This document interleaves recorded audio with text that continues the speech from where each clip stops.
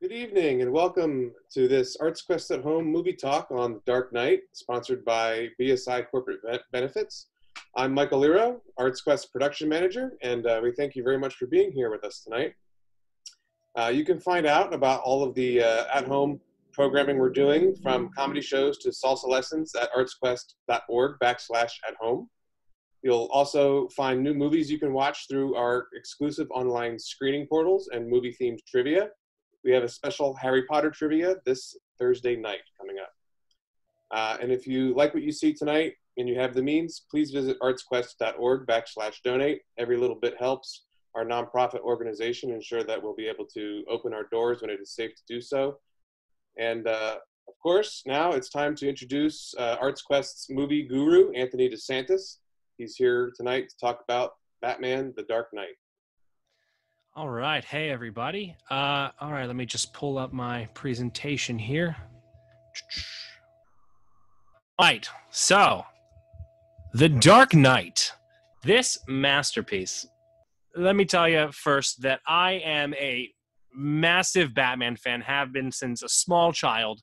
I remember watching reruns of the Batman live-action 66 show on FX when it wasn't all. FX has the movies and all that back in the day. Cheesy as hell. About as cheesy as you can get, but awesome. And of course, the real time I came to appreciate how good Batman was growing up with the animated series, which is phenomenal, dark, not really for children, but a kid's show. I think I actually have a copy of it right here. Please hold. Yep, have this remastered. It's great. It's incredible. Anyway, I've seen the 90s, the 80s and 90s Burton, Joel Schumacher films. The Batman and Robin was, as a 7-year-old, one of the greatest things I'd ever seen. And by the time I got to be about 12, I was like, this isn't very good. This kind of sucks. It's actually one of the first movies that made me realize that movies can be bad. So anyway. That movie pretty much sunk the franchise for years. There were numerous iterations of trying to get it to be, there was an attempt at a Justice League film, a Batman vs. Superman film that Wolfgang Peterson was going to direct in like 2004. Darren Aronofsky tried to get this off the ground at one point.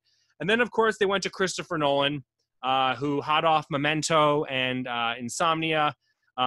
He had a dark, gritty take on Batman, a reboot starting from scratch, pretending like nothing had ever happened.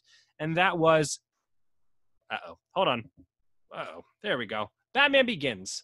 I remember following all the announcements of this film, like literally as a 12, 13-year-old, my eyes on the screen. I eyed this movie down like a hawk. And it's normal now for comic book movies to have A-list prestigious actors and their Oscar caliber actors, with incredible directors.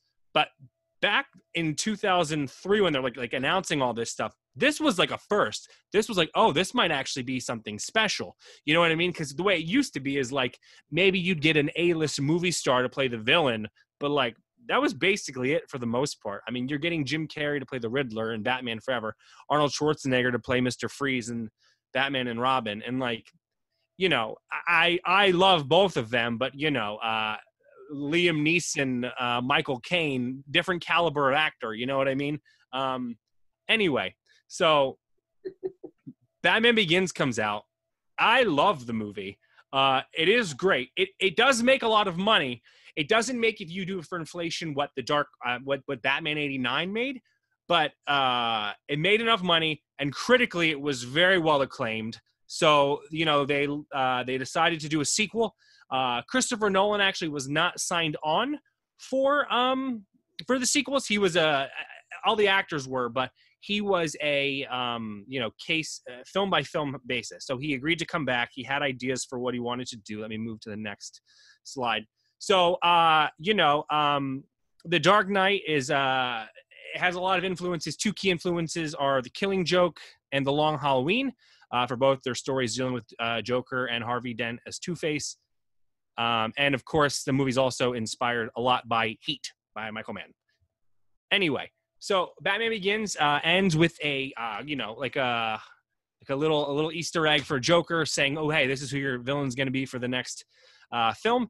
And originally what had happened was David S. Goyer, who wrote the script for this, who wrote the script for Batman Begins, wrote the story outline with Christopher Nolan for The Dark Knight, and a third film, actually. And then Nolan and his brother Jonathan wrote the script for this film.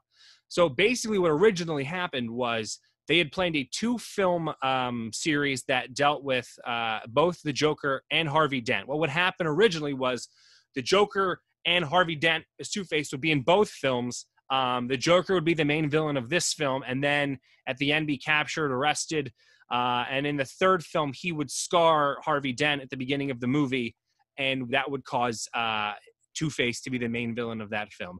Ultimately, Christopher Nolan decided, I don't know if I want to come back for a third movie. Also, he didn't like the idea. We talked about this for Star Wars. He didn't like the idea of planning ahead for a movie that may not happen, which is something a lot of franchises today are guilty of.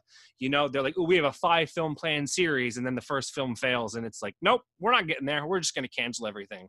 So basically, they decided to wrap it all up into one film, and I mean, it works beautifully. But originally, Two-Face was going to be the villain of the third movie. He would have been in this. Harvey Dent actually was in the original draft for Batman Begins, but he was supposed to be the Rachel Dawes part. He was supposed to be Bruce's best friend he grew up with, but basically one of the notes the studio gave Nolan and Goyer at that time was, you need a female character in your film, So basically, they replaced Harvey Dent with a female love interest. Batman in the comics has love interests, but he doesn't have like a Lois Lane who's like a constant who's always there. People know Vicky Vale, but for the most part, he gets involved with Talia al Ghul and Catwoman, and So anyway, so Harvey Dent becomes a love interest, Rachel Dawes, and then from there, they plan to bring him in these films as well. So the Joker is hinted at. And then, of course, they cast Heath Ledger in 2006, late July, early August. So, I remember paying attention to this like a hawk. I mean, I loved the Joker. I mean, at this point, you have Cesar Romero, you have Mark Hamill as, the voice of the animated series, which in my opinion, up until this point, is the best Joker, and Jack Nicholson. And they're all three very different interpretations. You know what I mean? So they cast Heath Ledger, and at the time, there was lots of rumblings online of who it could be. There were a lot of people saying Adrian Brody, Crispin Glover, Jude Law. These were names being thrown around. Sean Penn, these actors, these Oscar caliber actors who were known for being crazy and going out there for parts. They cast Heath Ledger, and the internet explodes. It explodes. It's real bad. So, because at this point, this was literally months after his Oscar nomination for Brokeback Mountain. And, people say with Heath Ledger's passing that he only really, people started praising him because of his passing, which I think is an awful thing to say. I think if you compare his 3 most well-known performances, this, The Dark Knight, The Joker, his character in Brokeback Mountain, and his character in 10 Things I Hate About You, those are 3 very different people. This man was an incredible character actor, that it's unfortunate that, it took his passing for people to really realize this. But this man was brilliant. Anyway, I've since watched every film he's ever done, including an indie Australian film called Two Hands from the late 90s. The dude was talented. Anyway, so here are some examples of things that people said online. And yes, there might be some F-bombs in a couple of these. I apologize. I'm sorry, Heath, let's reminisce on the days of A Knight's Tale and 10 Things I Hate About You. Heath, the Joker, bad casting, bad joke. Probably the worst casting of all time. Good job, guy. Should have cast Crispin Glover as he was, born to play that part. Christopher Nolan isn't an idiot. He's not going to cast this cowboy. And then, here's some ones with some F-bombs. Again, like I said, people like Paul Bettany were considered, Crispin Glover, Vincent Cassel. But yeah, the internet literally exploded. It was real bad. So, Heath Ledger locked himself in a hotel room, took notes, tried to channel the character, based a lot of his mannerisms off Alex DeLarge in A Clockwork Orange. Basically wanted to shock the world. And I think he's absolutely terrifying in this. They asked Christopher Nolan why he cast Heath Ledger, and he said it's because he was fearless. That's why. No, Ledger was like the first choice of Nolan this entire time, and basically nobody knew it. So anyway, let's see what we have here. I believe I have a video clip. There's not a lot of, because of his passing in January of 2008, there's not a lot of interviews with Heath Ledger talking about being on the film, or really a lot of behind the scenes photos. More have come out now. Like you can see him on a skateboard and stuff. But for example, here's a picture of Heath Ledger and Christian Bale getting some food together while filming. They're friends. And this is him on screen. And my God, what a sight. Like, this probably sounds like everybody loves him, and, rightfully so. Like, I feel like it's the thing to do now is to say that this is an incredible, iconic performance, possibly the best Joker ever. In my opinion, it is. But I mean, the dude, like, he gave us a Joker like we'd never seen before. He was funny, but he was frightening and terrifying. And, you just couldn't take your eyes off of him. And of course, like, it's unfortunate that his passing happened. This man should have had a long, long career ahead of him. But, it kind of, the film in a way, almost like it has a certain feeling to it now, knowing Heath is not here. It almost makes it even more haunting and adds to it, which is, not what we want. But like, I mean, again, like this, your eyes are mesmerized by this man. And I think this only adds to this man's legend and his performance. And yeah, he's great. Anyway. And then, of course, we also meet good old Harvey Dent, Two-Face. This was a man who had a code, who in a corrupt city was 100%, on the right track. The Dark Knight, the title of the film, doesn't just refer to Batman, but also in a way refers to him. Nolan has actually said that this film is Harvey Dent's story. That they don't so much take the whole aspect of, they don't really do the, in the comics and stuff, like he does kind of have like a split personality at times. They don't really get into that, like he has this other side. You just kind of see him getting pushed and getting angrier. But yeah, so we'll get back to that in a second. So so then there was talk about who was going to play Two-Face. And the first person they offered to was actually Matt Damon. Yes, Matt Damon. Good poster child for doing the right thing. He has strong political views. I would believe this man could play a top ranking lawyer, but he had scheduling conflicts with other films and he just couldn't make it work. And I also think that like with this, like, I kind of think at the time this is coming out, like Christian Bale's been around for like 25 years at this point, since Empire of the Sun.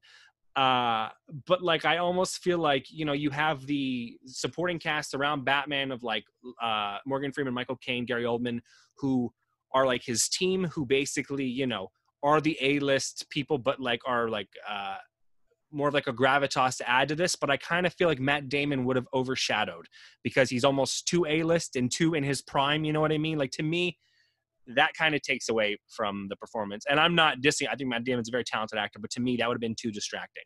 But anyway, I think it would have been great, but I think it would have been too distracting. So anyway, instead we get Aaron Eckhart. And Aaron Eckhart was a choice that makes so much sense, but nobody saw or predicted coming. He'd done a bunch of things before this. He's in Aaron Brockovich. The thing that actually won him the role was Thank You for Smoking, an awesome Jason Reitman movie where he plays a pro-smoking advocate and basically, wears a suit and tie, smiles the entire time, is the poster child for the big tobacco. And basically Nolan saw the film and goes, this guy would be a perfect Harvey Dent. So we get a lot out of him in this movie. I think Aaron Eckhart in the film shows a lot of darker sides to him that I don't think a lot of people had seen before. And basically, in terms of how they made the actual Two-Face appearance happen. So basically, they originally tried makeup and prosthetics, but Nolan ultimately decided that, we are adding to this man's face when it's supposed to be something taken away. So essentially, they did a mixture of motion capture and, you know, a little bit of CGI and all that. And basically, yeah, just animated over half of his face. And it is quite scary. So, yeah, I remember seeing that for the first time in theaters, and it's like, whew, because they don't reveal it in the trailers or anything. You see a couple of shots of like him in the car with Eric Roberts before he's about to shoot his driver, where like his face is here and you can kind of see like a slight scar, but they are very strategic about not revealing that. Anyway, okay, and then we have to, you know, address the other thing. So Rachel Dawes in the first film is played by Katie Holmes. Katie Holmes was offered the chance to come back for this film, but instead chose to do this, Mad Money, with Diane Keaton and Queen Latifah. She made the wrong decision. Anyway, so instead, they get Maggie Gyllenhaal, who in my opinion Katie Holmes is a fine actress, but she's, in my opinion, is Katie Holmes in everything. Maggie Gyllenhaal is a much better actress, and I think, like, I'm almost upset that Maggie Gyllenhaal wasn't Rachel in Batman Begins, because to me, she just fits the part so much better. You know, maybe I have a hard time not seeing Joey from Dawson's Creek, and that's maybe why I don't think Katie Holmes should be in the movie. But anyway, Maggie Gyllenhaal, I think was much better for this role. Also, you know, you do wonder if her and her brother Jake did talk about what it was like for both of them to kiss Heath Ledger, because, oh my God, never mind, she doesn't kiss Heath Ledger. Forgive me, I forgot. She kisses Christian Bale. I was gonna make a bad joke about how, you know, Jake Gyllenhaal kisses Heath Ledger in, yeah, but I forgot she does not kiss the Joker. That would be very bad.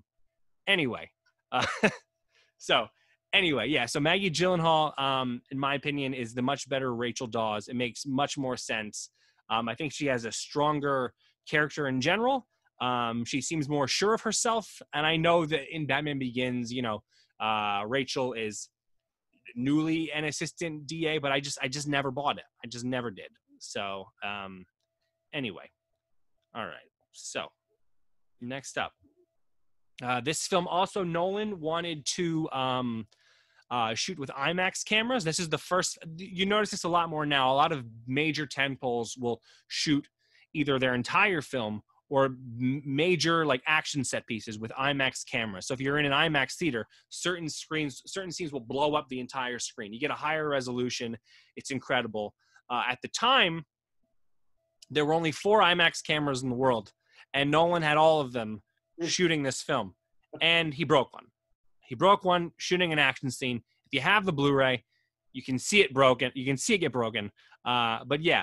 So, you know, this inspired all these major films to do that. You know, later on, Star Trek Into Darkness would do this. Skyfall would do this. Mission Impossible films do this. A lot of the Avengers films do this now. It's become a normal thing. So you almost want to see every single superhero movie in IMAX because you don't know when IMAX will happen, you know? So, and if you have the Blu-ray for this film, The Dark Knight, and The Dark Knight Rises, actually, they will change the aspect ratio on the screen for when it is shot in IMAX. They change it from 235 to 178 to show the difference. Yeah, great stuff. That's cool. I didn't know that. Yeah, so this film has 37 minutes of the movie shot in IMAX, including the entire opening with the Joker at the bank. Yeah, The Dark Knight Rises has over an hour shot in IMAX, so good stuff. So here's another example, you know, of what the difference is between the two. So 240 is the regular scope. You know, that's what you would see in a normal movie theater. But in IMAX, you can obviously get a lot more image. So, yeah, so that's an example of what happens. You're basically missing image. It almost feels weird now. You know what I mean? Like, I remember back in the days when before widescreen TVs happened and DVDs would come out, and the DVDs would be the widescreen ratio, but because your TV was a square, you'd have the bars, and it would just be so distracting, and it's like, I don't like this. And then, you know, you'd buy a full screen DVD, but then later on you learn that they crop half the picture, and it just, thank God for widescreen TV is the moral of the story. So, anyway, all right, so with this film, they launched a major viral marketing campaign online. Before Heath's passing, it started with teasing images of the Joker. This was the first time you'd get a glimpse of what the Joker could look like. You know, and there'd be things where like you could call into a phone number and there would be like an automated recording of somebody being held hostage by the Joker. I remember because I did this in summer of 2007. It was awesome. And then, yeah, like it would end with like you'd hear a Joker laugh and you'd hear the person screaming, I think because the Joker was going to do something bad to them. And then that would be the end of it. So eventually you would solve clues and mysteries. And then eventually you got this reveal of Heath Ledger as the Joker. This was the first like legitimate image of Heath as the Joker. And it was great. And then they dropped the teaser trailer in December of 2007 in front of I Am Legend. I remember this very well because, you know, it's all Heath Ledger in this one. Like, it's literally just, here's the Joker. And he's still alive at this point. And it's just, you know, I think this trailer really showed people that you're all going to be proven wrong. Heath's got this. You know, we say this now because Nolan is now this very well-established director, but in Nolan we trust. So, which is why if Christopher Nolan had cast Eddie Murphy as Catwoman in The Dark Knight Rises, Eddie Murphy would have been the best Catwoman we've ever seen. So, just saying. All right. So after Heath's passing, they shifted the marketing over to Harvey Dent. And you'd see stuff like this online, I believe, in Harvey Dent. They would do a few online. You could see a few like 10-minute like Gotham Tonight video segments, which are on the Blu-ray with Anthony Michael Hall, who plays the Mike Angle, the reporter in it. That was another thing Christopher Nolan likes to do. In a lot of his movies, he's a big fan of 80s movies. I mean, he grew up in the 80s. So, you know, he always has like an 80s star who was kind of, you know, past the height of their fame. Like in Batman Begins, he has Rutger Hauer in a smaller part. In this one, he has Anthony Michael Hall and Eric Roberts. In Dark Knight Rises, Matthew Modine. You get Tom Berenger in Inception. You get the idea. It's like his thing. But yeah, it's really cool. They do a lot with Harvey Dent, and I believe in Harvey Dent and all that. And yeah, so, you know, with Heath passing, there were concerns of did he finish his role, post-production and all that, and he did. So this was the final completely finished film that Heath worked on. He did pass in the middle of shooting The Imaginarium of Dr. Parnassus, in which Colin Farrell, Johnny Depp, and Jude Law stepped in to finish his scenes for him. But this was the final start to finish film that Heath Ledger finished. So, The Dark Knight, you know, there's all this buzz, there's all this anticipation. I saw this movie when it came out in July of 2008, 3 times in 48 hours. My eyeballs exploded. It was amazing. This is one of the few times to me that, like, and I think we're all guilty of this, where like you have all this anticipation for a movie and it can only let you down. You know what I mean? Because in your head, you've created the greatest film ever made. This is like one of like 2 times that didn't happen. My anticipation was so high, and this movie still blew my mind. So, yeah. At the time, this was the movie of my life. It was amazing. To this day, you know, my top 5 favorite movies of all time, my favorite movie is Some Like It Hot, Rebel Without a Cause, Wizard of Oz, Whiplash, and The Dark Knight. I can watch this movie start to finish probably every day until I die, and I will not get bored. So impressive top 5 list. Thank you. It's a little all over the place, but I love me some Dark Knight. So yeah. All right. So the film is released, and at the time sets a weekend opening box office record. Here is the overall total ranking for it. It's now the 12th highest grossing movie of all time domestically, with $535 million.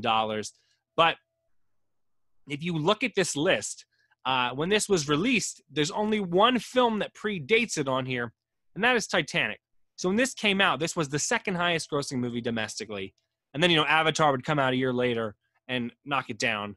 In terms of worldwide, it did make over $1 billion, was not the 2nd highest grossing movie worldwide, but, you know, the movie made a lot of money. If you adjust this for inflation, we're probably closer to about $700 million right now, if I had to guess. So, but yeah, so this movie, you know, it was a smash hit financially and critically. I mean, this movie got praise from places that don't normally praise comic book movies. Like this was sophisticated. This was class. This was a crime epic. This is a movie that just happens to have Batman and the Joker in it. You could take them out and put in like a terrorist and just some cop who's trying to solve crimes his own way. And it's relatively, they would fit. Like, it really, this movie is just kind of a universal theme and feel that just happens to have Batman and the Joker in it. And I just, dude, I love the movie. That's really all I have to say. There's just so many inventive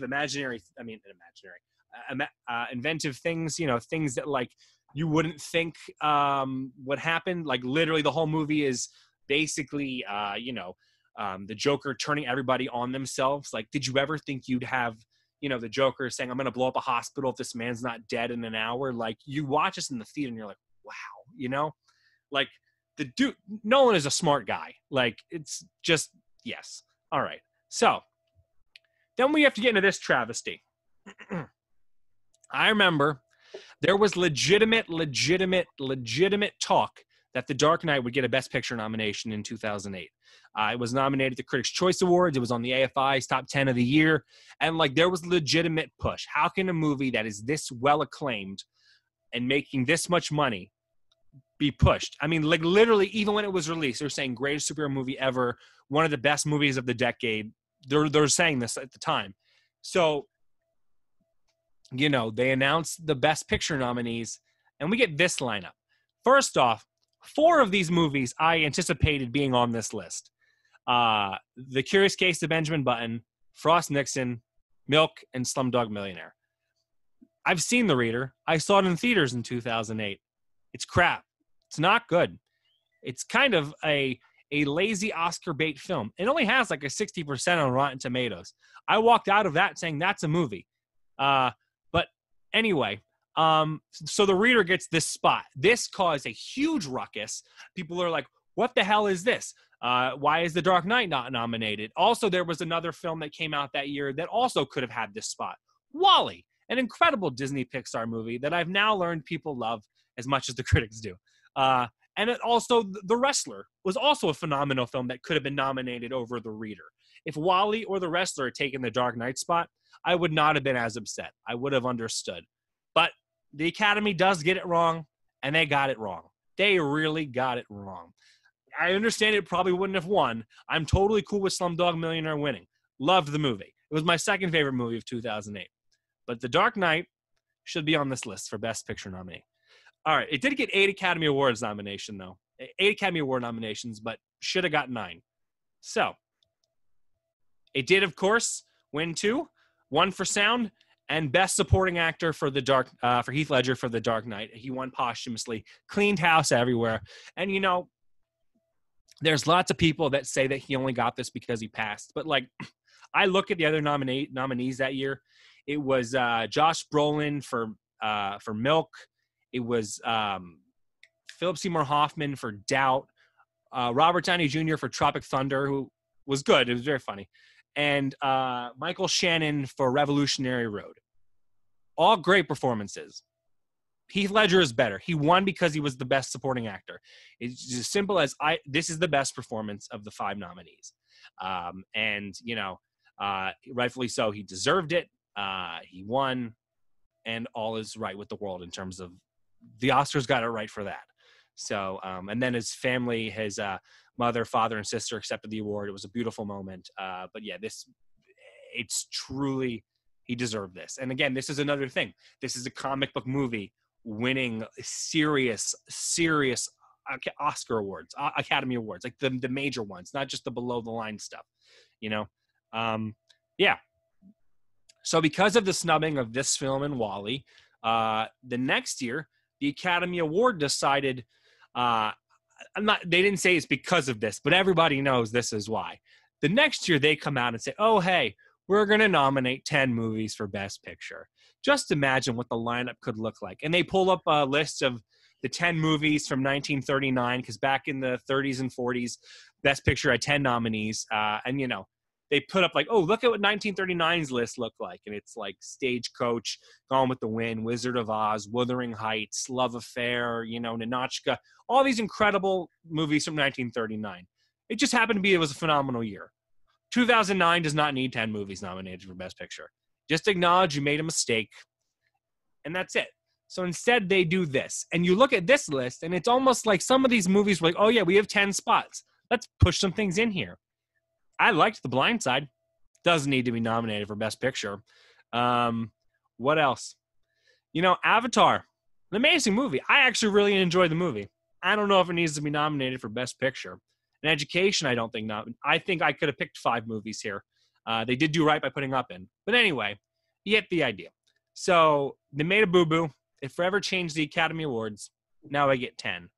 So, but I do wonder if The Dark Knight had been nominated, if they would have just kept 5 for years on. I really do wonder. So, The Dark Knight Rises comes out after. It is a completely different film than what they anticipated. We're not going to talk about that movie, but it's also a good one. So, and then, of course, Christopher Nolan has this amazing Dark Knight trilogy of films. And they all kind of have their own theme. Like, if you really look at it, the first one is about fear. Like, that's the overall theme of the film. The second one is chaos, and the third is pain. And you really just learn Batman's story through that, and like the escalation Jim Gordon mentions at the end of Batman Begins, like, you put on this mask, what happens with escalation? People are going to start taking theatrics like you do. They're going to start raising the stakes. And that's what these 3 films do.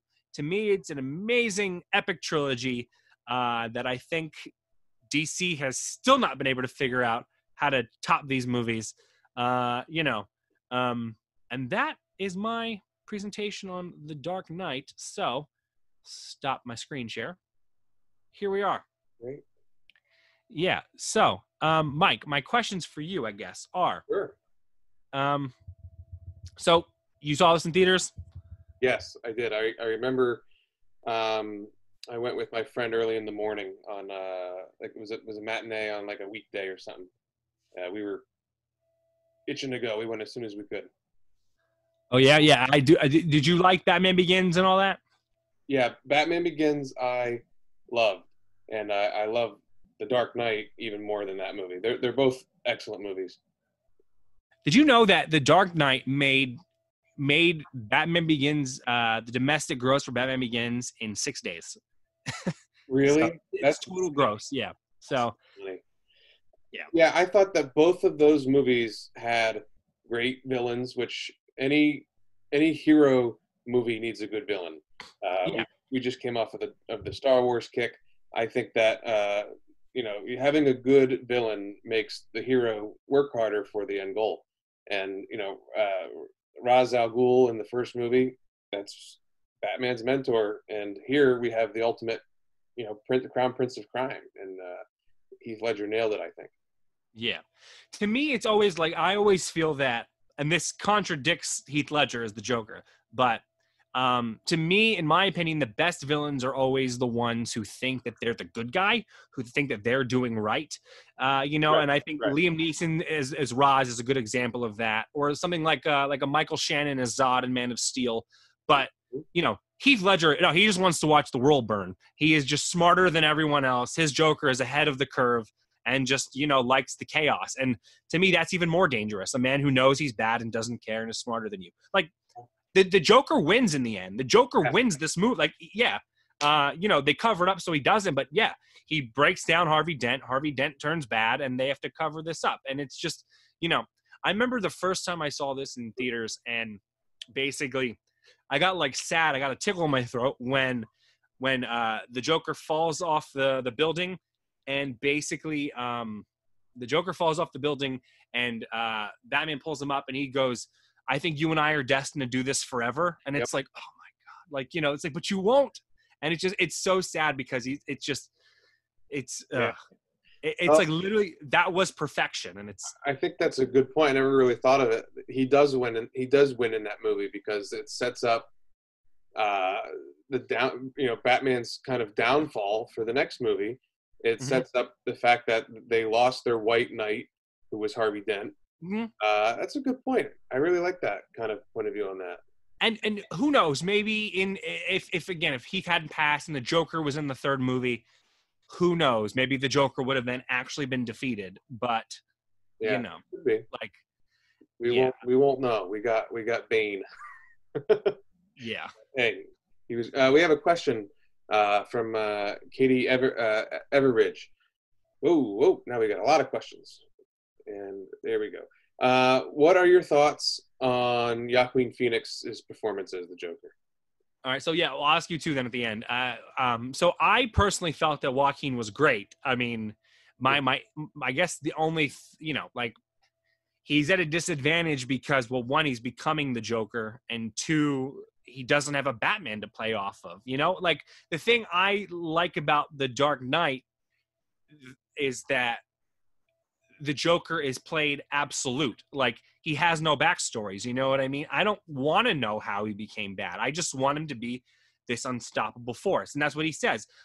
This is what happens when an unstoppable force meets an immovable object. Like that's basically it. And it just, I feel that I would want, I can't really judge Joaquin Phoenix unless I get him in a legitimate Batman movie, but I don't think it's going to happen because, well, Arpats is going to be Batman in the Batman. But, judging from timelines, Joaquin Phoenix would be like 80 by then. So, because Bruce Wayne's a little kid in Joker. So, I don't know. Did you see the movie? The Joker? Yeah. Yeah. I enjoyed it. I see the DC universe kind of differently, I think, than most. I don't know if it's the way they want you to see it or not, but I mean, they do establish multiple universes in the DC realm.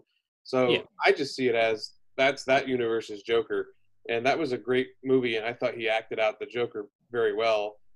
His relationship with Batman would be different than Heath Ledger's relationship with Batman. Just like Robert Pattinson's going to have a different one. And, that's the beauty of superhero movies. You can make them whatever. I don't judge that. I think that if you make a good movie, that should be known. Trying to mix them all together is a mess because that's just not how it works. Yeah, I mean, I understand that. I guess it's just like it kind of just stinks because I do think Joaquin is so great that it's like I wish you had a Batman to play off of, so I could really, really because I just feel like that's what puts Joaquin into disadvantage to the other Joker actors is just that, you don't have the Batman because it's weird to think about Joker without a Batman, in my opinion. You ever watched the Gotham series on television? I haven't finished it, but I know that it's Ian from Shameless who plays him. Spoiler alert for anybody who's watching Gotham. So yeah, and that's another that's an early on relationship that they had. It's kind of like the opposite of the Joker movie where it's earlier on. Mm-hmm. He was definitely the anchor in that movie. I thought that I like Christian Bale as Batman. I do. I think that the Joker outperformed the role of Batman. I mean, the movie's about the Joker. I think Batman's just along for the ride. I mean, I feel like it's kind of hard not to be when it's the Joker. You know what I mean? Like, I feel like the Joker kind of has to be at the forefront. Otherwise, you're not doing the Joker right. I don't know. So, but like, it's different from Batman '89. Whereas I feel like in that movie, Jack Nicholson is very much the lead. I mean, he gets top billing, but I also feel like he's just in more scenes than Michael Keaton is. Whereas in this, I feel like Batman is the lead. It's just the Joker he just steals everything. You know what I mean? Like it's a 5-star movie that becomes a 10-star movie when the Joker's there. So how do you feel? I have a question for you. How do you feel about the scenario that they put the Joker in as kind of robbing Peter to pay Paul? Like he basically screwed over all of the Gotham mobsters, and they didn't even see it coming. Versus like another situation, like the Joker just terrorizing Gotham.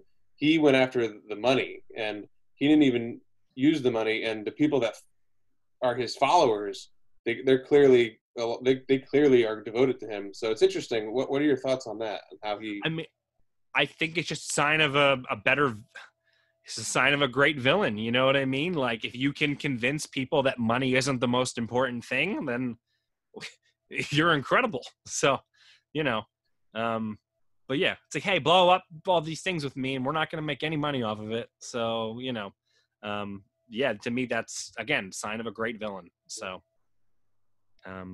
we have any other questions? Nothing else came through.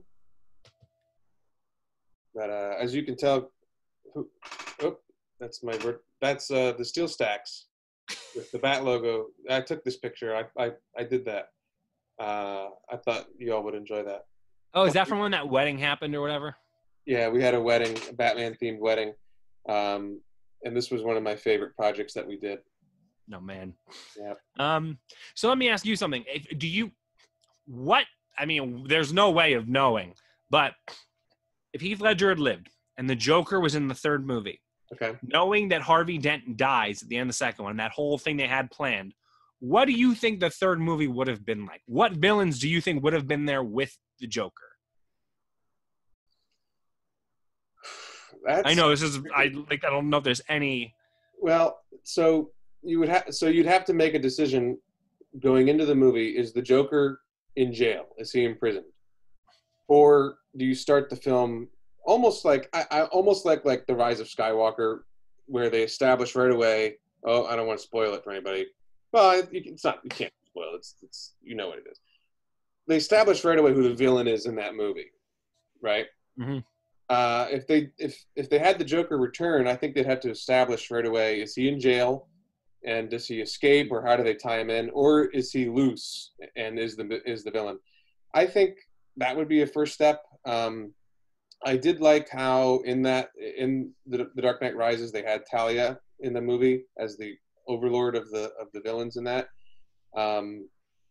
I think she probably would not have gotten along with the Joker because they're different types of. Well, she probably doesn't consider herself a villain. Bane doesn't consider himself a villain either. He thinks he's helping. Mm-hmm. So that would be interesting because that was the League of Shadows again versus Batman. I don't know. I don't think the League of Shadows and the Joker would have. I think it would have been maybe a team up, or maybe just three competing, heads trying to win. It's interesting. I don't think they would have teamed up. I think it would have been a clash. Do you think that that Catwoman still would have been there? Yeah, I think the addition of Catwoman was good. I think it was. Yeah, I actually love Anne Hathaway as Catwoman, and I feel also like I'm gonna play studio mandate here. They're gonna be like, dude, you need a female and you need a love interest and it's gonna have to happen, So yeah, I think I liked her costume too. I play the video games, so that was a really close comparison to those costumes. She played it really well, Cat Burglar.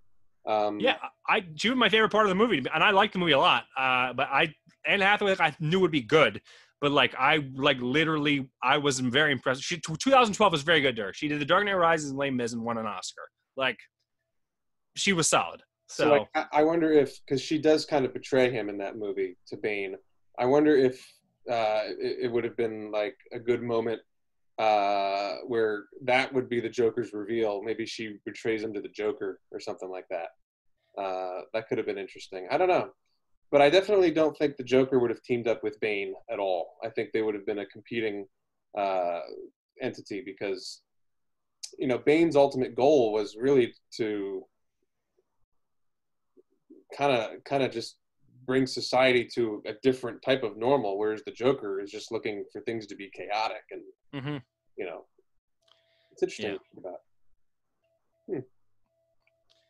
Any other questions for the guru? Comments, things you love, things you dislike. I will say one thing that does, the Dark Knight, I guess, as I mentioned, I love, but even I will admit that the Batman growl does kind of irritate me at times. And actually what I read was that, so in the first movie, Batman Begins, he only growls once, and it's the whole, where will the other drugs go, that part, you know what I mean? The rest of the time, he just kind of brings his voice down and does this. And from what I read is that that's actually what he did in The Dark Knight. And then in post-production, Nolan tweaked his voice to make him sound more of a growler. I didn't know that. That's interesting. The issue is that, in The Dark Knight, there are times when it feels like Batman recites monologues. So, the growl becomes very noticeable. I agree with you. You know what I mean? Yep. Yeah. Whereas, yeah, that makes sense. Yeah. Well, there's for example, if I just say this, real quick, not a problem. But then it's if we're like that, the end of the movie when the Joker's tied up and he's all the world just showed you it's prepared to do good, and this city won't fall. It's like, dude, please stop. That's interesting. Yeah. Then how do you feel about Batfleck's version of Batman, where they really put a voice changer in there and made it over the top? Yeah, but he's not growling. Like, he clearly just is using him to disguise his voice. He is growling, but that's kind of he's not growling. He just was a smarter Batman and paid for that to happen. I will say that, like, they ripped it off, or you think that was a good thing to trail along? And it's probably a good thing. I think you got to disguise the voice. I just kind of feel like, it's like, Bruce, I can tell this is you. Like, people, comic book logic and real world logic are different things. Like, for example, like in when they were casting for Batman Begins, Cillian Murphy, who plays Scarecrow, was one of the people that actually auditioned for Batman. He screen tested. You can see it on the Blu-ray. And also, so did Jake Gyllenhaal. In like 2003, Jake Gyllenhaal auditioned for this part. Jake Gyllenhaal has very noticeable, beautiful blue eyes. Like, they're piercing, right? If I see him in the Batman costume, I'm going to be like, Bruce, I know this is you. Like, it's not hard. So I think any way you can disguise clearly obvious things, you should. So, but anyway, back to Ben Affleck. I will say that I really liked Affleck as Batman. I'm disappointed we're not getting more movies with him, but granted, the direction of the DC extended universe, I get it. I just feel he was cast as Batman in the wrong films. But honestly, I think he is actually the saving grace of Batman v Superman. I think he is phenomenal. He's very broken and beat down. He's intimidating. He's tough. Like, he is a good older Batman, and it's, it is what it is. But we're talking about The Dark Knight, so. Yeah, the older Batman thing was interesting because they did try to do that in The Dark Knight Rises a little bit. Yeah. It was like 10 years later, but like, it works for that film. Like, obviously, It's also got to be Christian Bale. Whereas, like, I think Affleck, when Batman v Superman came out, was like in his mid 40s, whereas I think Bale was still like in his mid 30s in The Dark Knight Rises. So, but yeah. Also, like, this movie, The Dark Knight, something else I've noticed, The Dark Knight kind of inspired. And maybe I just started noticing this in The Dark Knight, but The Dark Knight, in the middle of the movie, the Joker's captured. He and Batman are in a jail cell, and they have a conversation about how the Joker is one step ahead of everything, and Batman doesn't realize what is really going on. This happens a lot in movies after this, big blockbuster movies. Happens in Star Trek Into Darkness with Khan. Happens in Skyfall with Javier Bardem. Happens in Avengers with Loki. Basically, they get arrested, they reveal their plan, and then they escape. So it's like a thing. I don't know why. I don't know why you feel the need to capture the guy and then let him get away. And then, but anyway. So it's another trend I noticed. So. That's good to put two and two together. Heroes should be smarter. Yeah, basically. But yeah, but it's like this movie and Batman Begins, like, I think inspired, well, not inspired. They started this whole gritty reboot thing, and, it became a trend. Then everybody tried to do it, and not everybody should do it. But, I think, like, now it's almost like you hear gritty reboot and you roll your eyes. But, like, this is an example of a time you needed a gritty reboot. And, this universe is, it's realistic. Like, everything could actually happen within reason, There's no spaceships flying around in this or anything like that. But we have a good question, and maybe this will be some fuel for us, because we have an idea. Is this the best Batman movie ever? Is part one of the question. Is it the best superhero movie ever? So, Anthony, what are your thoughts on that from Craig Smith? So, yeah, we are talking about possibly doing a Batman debate show at some point, probably in the next couple of months, similar to the Star Wars one we did. So, I mean, I'll just say that it's my favorite Batman movie. I would watch this trilogy over any of the other movies. And I like those movies, but to me, it's just, this is perfection. All three of these. And I hope that I am truly looking forward to the Matt Reeves, the Batman movie with Robert Pattinson, because I like him as a filmmaker. But for right now, these three movies are, like, to me, especially The Dark Knight, this is the best best Batman movie. In terms of best superhero movie, like, it's kind of weird because I feel like I have two answers. Like, I would say the best movie featuring comic book characters is The Dark Knight. I would say the best superhero movie, though, is Avengers Endgame. So, Oh, interesting. yeah. I mean, because those people have superpowers, and it's the most satisfying movie of the decade. So, I like anyway. Infinity War better, but that's another show. Yes. That'll be a very long debate show. So, here we're getting another question. Lauren Tucci, is there another Batman character you wish Nolan introduced, either in The Dark Knight or any other or any of the trilogy? So another Batman character. So, I think, and they're doing this with The Batman with Paul Dano. I would have loved to have seen Nolan's take on the Riddler, but I also feel maybe he's too similar to the Joker in certain aspects. You know what I mean? I don't know. I would have liked to have seen his interpretation of that character. Trying to think who else. I would have loved to have seen his interpretation of the Penguin. You know, that could have been like some like British arms dealer or something like that. And they technically do allude to it in The Dark Knight Rises, but I would have loved to have seen a Robin in this universe. Granted, Batman is younger, so I get it, you know? Like, and technically they do make a composite Robin character, which totally works for me. It fits more into the idea that Batman is a symbol of hope, you know? But, yeah, I think it's just like, you know, we haven't gotten like proper Riddlers, Penguins, or Robins, and they're not even proper since the 90s. So I would have loved to have just seen any attempt at them. If you couldn't tell, I like Barbara Gordon. So oh yeah, Oracle. She's technically in The Dark Knight. They never call her by name. Yep.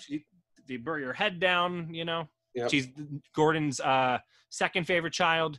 So you know, it could have been cool. So I think I just kind of feel like the other characters are too out of the. No one would have had to tone them down or make them more realistic. Like, I don't think Mr. Freeze fits in this world. I don't think Poison Ivy fits in this world. Like, you know, Clayface doesn't fit. The Mad Hatter could have fit, but again, I think it's too similar to the Joker. Like, I just don't know. Yeah, I think because I don't know about you, it didn't feel very comic book-y, and that's a really controversial thing to say. Whereas, like, you have Batman v Superman and the Justice League; those are very comic book-esque feeling, paced look. I don't know, kind of extreme. Whereas everything in these movies, you know, they're kind of down to earth in terms of this could happen. I mean, they were real people. Yeah. As far as, you know, they're grounded. They're grounded. Yeah. So it's interesting to think about. Okay. Any other questions? Trying to think if I have any final questions myself. Are there any closing comments from you, Anthony? Dark Knight is my favorite Batman film. Trying to think what else. I'm gonna say, like, to me, everything about this film is perfect. Bale is my favorite Batman. You know, this has the best opening prologue, best villain. Like, the Joker is the best villain in any comic book movie. Heath Ledger's Joker. Yep. And I dare you to prove me wrong. So, you know. I think that's a challenge. The closest thing to me would be Thanos or Loki. And Thanos is a villain, for example, that is a villain who thinks he's the good guy. Like, he believes what he's doing is right. Whereas usually those are the better villains, but to me, the Joker is just, he's like, F it, I'm just going to destroy the world. So he has my vote. Okay. So. Well, thank you, Anthony. I think that'll cover this movie talk. Everyone's Craig Smith says thank you for doing this. So thank you for doing this, Anthony, and I'm sure there'll be many more of these. It's my pleasure to be your host tonight. And we're going to ask a big favor now. In a few seconds, I'll be unmuting everybody. So please give Anthony a big round of applause for the work he did to make this movie talk happen. So in 3, 2, 1. Thank you, everybody. Thank you. Thank you, Anthony. No problem. And now, there we go. So now I am not muted. Okay, good. All right, everyone. So thank you very much again for being a part of this movie talk tonight. If you want to, don't forget to check out our full lineup of programming at artsquest.org/at-home. If you like video games, please check out my talk show on Discord tomorrow. I do it every Wednesday at 7 o'clock. So if you like video games, come check that out. You can find that on artsquest.org/at-home. There's a link to go there. And we ask if you can visit artsquest.org/donate. Every bit helps us keep live and free programming like this up and running for you. Please stay safe, stay home, and stay strong through this. Thank you again, everyone. Have a great night.